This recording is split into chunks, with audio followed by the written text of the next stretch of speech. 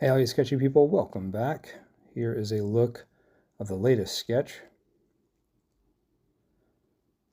And this is a moment that occurred on Southeast Hawthorne, one of my favorite neighborhoods in Portland. Great shopping, great restaurants, and great people watching.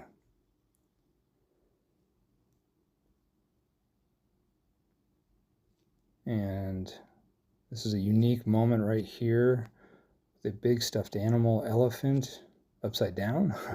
So that made for a unique composition and great inspiration for a sketch. That's really the zeitgeist of this Sketchy People project, is to celebrate life moments that are unique, and I'd never seen this before.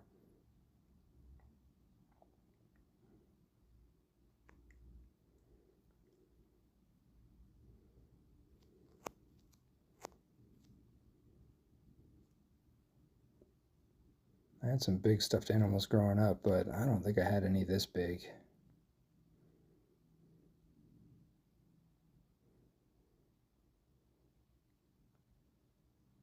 This was somewhat of a challenging sketch in that to draw an animal inverted like this kind of gives your mind a little bit of a somersault to kind of get the composition right.